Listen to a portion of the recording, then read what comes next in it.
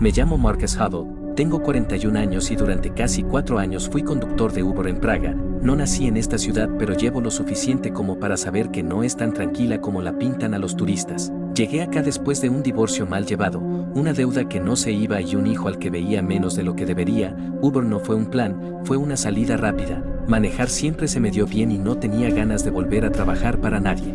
Al principio era normal, recoger gente borracha en el centro, parejas discutiendo en silencio, ejecutivos que no levantaban la mirada del teléfono, nada raro. Nada que uno no pueda soportar con música baja y la cabeza en otra parte. Trabajaba sobre todo de noche porque pagaba mejor y porque de día tenía que cuidar a Thomas, mi hijo, cuando su madre trabajaba. Praga de noche es otra cosa, menos luces, menos gente, más silencios largos, más trayectos donde nadie habla y eso a uno lo vuelve observador. Aprende rápido a notar cuando alguien se sube nervioso, cuando alguien evita cámaras, cuando alguien pide que no se siga la ruta. Al comienzo uno se molesta, después deja de importar, mientras paguen. La primera vez que Alexei se subió a mi carro no me llamó la atención por nada especial. Era un tipo grande, callado, hablaba con acento del este.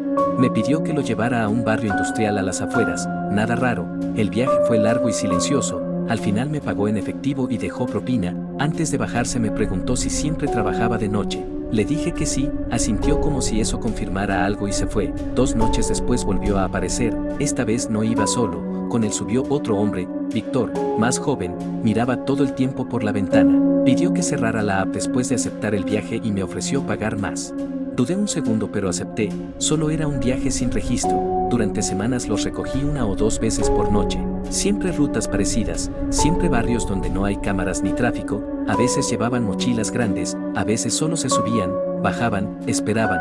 Yo no preguntaba porque nadie quiere escuchar respuestas que luego no pueda olvidar. Una madrugada Alexei me dijo que necesitaban un conductor fijo, alguien que no hiciera preguntas, alguien que supiera manejar y supiera callar. Me dijo cuánto pagarían por semana y entendí que era más de lo que yo ganaba en un mes completo. Pensé en mi hijo, pensé en el alquiler. Pensé en lo cansado que estaba de contar monedas y dije que sí sin hacer demasiadas preguntas. Al principio no me pedían nada raro. Solo horarios exactos, rutas específicas, paradas en lugares donde yo debía quedarme dentro del carro con el motor encendido. A veces regresaban con las manos manchadas de algo oscuro que yo no quise identificar. Otras veces traían consigo a personas que no hablaban, personas que evitaban mirarme, personas que claramente no estaban ahí por voluntad propia. Yo seguía manejando, seguía diciendo que no era asunto mío. La primera vez que abrí el baúl fue porque Víctor me lo pidió. Necesitaban espacio. Adentro pusieron 2 bolsas grandes, pesadas, no olían bien, no eran maletas normales. Cerré sin mirar demasiado y seguí manejando. Ese trayecto duró casi 1 hora y nadie habló. El silencio se volvió espeso, no incómodo, peligroso. Esa noche llegué a casa con dinero suficiente para pagar 3 meses de arriendo, pero no pude dormir, no porque me sintiera culpable, sino porque empecé a entender que ya no estaba solo llevando gente. Estaba ayudando a que algo serio ocurriera y aunque no sabía exactamente qué, sabía que no era algo menor. Los días siguientes Alexei empezó a hablar más, no de su trabajo, sino de mí. Sabía dónde vivía, sabía que tenía un hijo, sabía a qué colegio iba. No lo decía como amenaza, lo decía como quien deja claro que está atento, que no se le escapa nada, y yo asentía, fingiendo calma, fingiendo que eso no me afectaba. Una noche, cerca del río, recogimos a una mujer joven. Estaba descalza, llevaba las manos atadas con cinta, la cabeza agachada. Nadie dijo nada. Manejé durante 40 minutos sin mirar el espejo. Cuando la bajaron, Víctor me dio más dinero del habitual y me dijo que estaba haciendo un buen trabajo. No respondí, no sabía qué decir. Después de esa noche entendí que ya no estaba manejando por dinero sino por inercia, porque cuando uno acepta algo varias veces deja de evaluarlo y solo sigue. Alexei ya no preguntaba si yo podía sino que mandaba ubicaciones y horarios exactos y yo respondía sin pensar demasiado porque cuestionar algo en ese punto parecía más peligroso que cumplir. Los recorridos se volvieron más cortos y repetidos como si todo estuviera pasando dentro de un mismo circuito y no hacia afuera de la ciudad. Y eso me hizo entender que no estaban escapando de nada sino consolidando algo. Las personas que subían al carro dejaron de comportarse como pasajeros normales. Algunos no hablaban en absoluto y otros preguntaban dónde estaban y Víctor les decía que se callaran. Yo miraba al frente y manejaba porque ya había aprendido que cualquier gesto podía interpretarse como una reacción y en ese mundo reaccionar no era buena idea. Una noche recogí a un hombre en un estacionamiento subterráneo. Tenía la cara inflamada y respiraba con dificultad. Lo dejé donde me dijeron. El dinero empezó a llegar más seguido pero dejó de significar algo. Alexei empezó a hablarme como si yo fuera parte estable del grupo. Decía que yo servía porque era tranquilo y no hacía preguntas y una madrugada me dio un teléfono distinto y me dijo que a partir de ese momento usara solo ese, sin aplicaciones, sin contactos personales, solo números guardados. Acepté sin discutir porque rechazarlo habría sido más llamativo que obedecer. Y en ese momento ya sabía que llamar la atención era peligroso. El trabajo cambió otra vez cuando dejaron de subir personas y empezaron a subir paquetes, algunos pequeños, otros pesados envueltos en plástico. Yo no preguntaba qué era porque no necesitaba saberlo para entender que ya no estaba en una zona gris sino directamente dentro del delito. Una noche me hicieron llevar uno de esos paquetes a una bodega donde no había nadie visible y me dijeron que lo dejara y me fuera. No hubo intercambio ni palabras y eso hizo que todo se sintiera más serio que antes porque cuando no hay explicaciones tampoco hay margen para errores. Empecé a notar presencia policial en zonas donde antes no había. Patrullas dando vueltas más seguido, controles improvisados, miradas largas. Alexei me dijo que estuviera tranquilo, que mientras siguiera instrucciones no pasaría nada, pero esa frase solo confirmó que el margen se estaba cerrando. Yo ya no era solo un conductor ocasional sino alguien que sabía demasiado y cuando alguien sabe demasiado se vuelve un riesgo si no obedece. Una noche recogimos a una pareja en dos puntos distintos. No se miraron en ningún momento y no hablaron durante todo el trayecto. Los llevé a una zona industrial lejos del centro y cuando se bajaron entendí que no los volvería a ver, y no porque hubiera violencia frente a mí sino porque todo estaba demasiado organizado como para dejar cabos sueltos. Esa certeza me acompañó todo el camino de regreso y fue ahí cuando pensé por primera vez en salir de verdad. No pensé en denunciar ni en hacer lo correcto. Pensé en desaparecer unos días, en apagar el teléfono, en dejar el carro, pero también pensé en todo lo que sabían de mí y entendí que ya no se entra y se sale cuando uno quiere. Así que seguí manejando aún sabiendo que cada noche estaba más adentro y que cuando esto explotara no iba a haber espacio para explicaciones. Una noche llegué tarde a un punto porque había un choque bloqueando una calle y tomé una ruta alternativa que no estaba en las instrucciones. No fue una decisión valiente ni inteligente, solo fue automática, y cuando llegué Alexei ya estaba ahí esperándome. No gritó ni reclamó, solo me miró y me dijo que la próxima vez avisara porque no todos los cambios eran bienvenidos. Desde ese día empecé a sentir que ya no confiaban igual, seguían llamándome pero con menos margen, menos explicaciones, todo era más seco, más directo. Empecé a notar que Víctor ya no se sentaba adelante sino atrás como si quisiera observarme, y eso cambia todo porque uno deja de manejar y empieza a actuar. Cada movimiento se vuelve consciente, cada giro parece evaluado. Una madrugada me pidieron recoger a un hombre cerca de la estación central. Estaba nervioso y hablaba demasiado. Preguntaba cosas que nadie le respondía, y cuando se subió al carro Alexei me dijo que apagara la radio. El trayecto fue corto pero pesado porque el hombre empezó a decir que solo había hecho un trabajo pequeño, que no merecía lo que le estaban haciendo, y ahí entendí que no todos los que subían sabían en qué se habían metido realmente. Cuando lo bajaron no hubo golpes ni gritos, pero supe que ya no era solo transporte sino castigo. Esa misma semana vi por primera vez a la policía demasiado cerca, un control improvisado a pocas cuadras de una de las bodegas. No me detuvieron, pero uno de los agentes miró dentro del carro más de lo normal y me pidió los documentos con calma excesiva. Mientras los revisaba miró el asiento trasero y el baúl aunque estuviera vacío.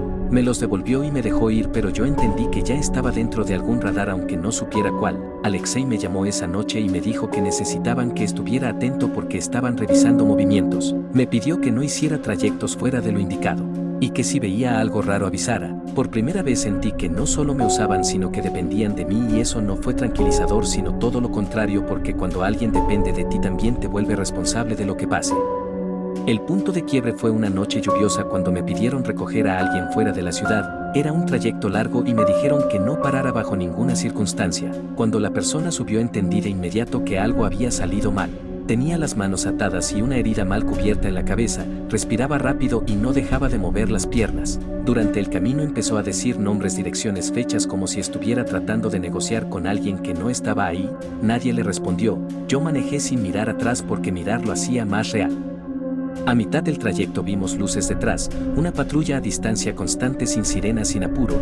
No nos seguía directamente pero tampoco se alejaba. Alexei me dijo que mantuviera la velocidad y que no hiciera nada extraño. El silencio dentro del carro se volvió pesado y entendí que si nos detenían no habría explicaciones posibles. La patrulla tomó otra salida unos minutos después, pero el daño ya estaba hecho porque algo se había roto en la forma en que yo veía todo esto. Cuando dejamos a esa persona en una construcción abandonada, Alexei me dijo que ese había sido un día complicado y que por eso necesitaban gente firme. Yo asentí, pero por dentro ya sabía que no podía seguir mucho más. no por moral ni por miedo abstracto, sino porque entendí que el siguiente error no sería tolerado y que cuando eso pasara yo sería el primero en quedar solo. Esa noche llegué a casa y vi a mi hijo dormido en el sofá porque me había esperado despierto. Tenía un dibujo en la mano y cuando lo tomé entendí que estaba empezando a arrastrarlo a algo que no tenía nada que ver con él. Fue la primera vez que pensé seriamente en hablar con alguien fuera de ese círculo, no para salvarme sino para frenar lo que ya no podía controlar solo. A la mañana siguiente recibí un mensaje de Alexei diciendo que necesitaban un último favor grande, uno que cerraría varias cosas y que después podríamos bajar el ritmo. No explicó nada más, solo puso una fecha y una hora. Esa semana la ciudad cambió de ritmo aunque nadie más pareciera notarlo. Patrullas en zonas donde antes no había controles, noticias hablando de redadas sin dar nombres. Alexei dejó de llamar varias veces al día y cuando lo hacía hablaba poco y con frases cortas. Ya no daba instrucciones largas, solo ubicaciones y horarios, y eso me hizo entender que no estaban planeando nada nuevo sino tratando de cerrar lo que ya existía. Empezaron a cancelar trayectos a última hora y a mover puntos de encuentro sin explicación. Una noche llegué a un lugar acordado y no había nadie. Esperé lo justo y me fui. Minutos después Alexei me escribió diciendo que no volviera a ese punto nunca más. No explicó por qué, pero no hacía falta. Alguien había hablado o alguien había sido visto y cuando eso pasa todo se vuelve inestable. A mí me pidieron bajar el ritmo. Alexei me dijo que ya no necesitaban tantos movimientos y que por un tiempo era mejor que no apareciera. Me dijo que había hecho bien mi trabajo y que era momento de descansar. Esa palabra no sonó a alivio, sonó a despedida. Al mismo tiempo me asignó un último encargo sencillo, según él solo llevar un paquete fuera de la ciudad y volver sin paradas. Acepté porque en ese punto decir que no cambiaba nada.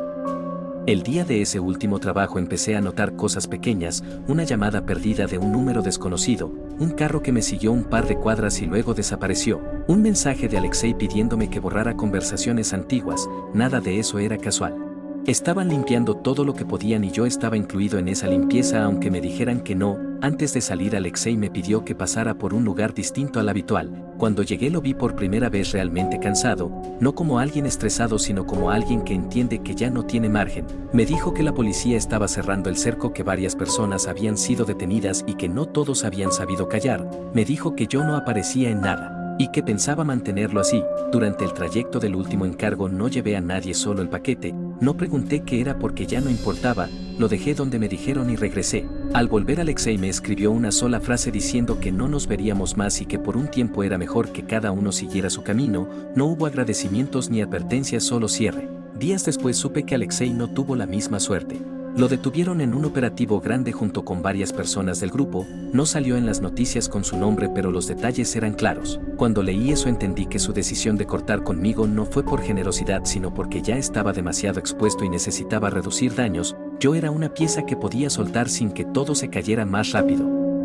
A mí no me buscaron, no recibí llamadas, no hubo visitas. El dinero que había guardado era suficiente para pagar deudas y mudarnos a un lugar más tranquilo. Dejé el carro, vendí todo lo que me ataba a ese trabajo y durante meses no volví a manejar de noche. No cuento esto porque haya salido limpio, salí libre pero no inocente. Tomé decisiones que me pusieron donde estuve y tuve suerte de que otros cargaran con el final. Cuento esto porque la mayoría cree que estas historias terminan con sirenas, arrestos y a veces terminan en silencio con gente que logra apartarse justo antes de que todo colapse. Yo fui uno de esos y sé que no fue por inteligencia ni por valentía sino por tiempo. Llegué al límite justo antes de que se cerrara y ese margen es más pequeño de lo que cualquiera cree. Desde entonces no manejo para nadie que no conozca. No acepto trabajo sin nombre ni rutas extrañas y cada vez que escucho a alguien decir que solo es transporte recuerdo lo fácil que es cruzar una línea sin darse cuenta y lo difícil que es volver cuando ya estás del otro lado. Si tú tienes una historia que quieras compartir, corta o larga, déjala en los comentarios y la contaré en un próximo video.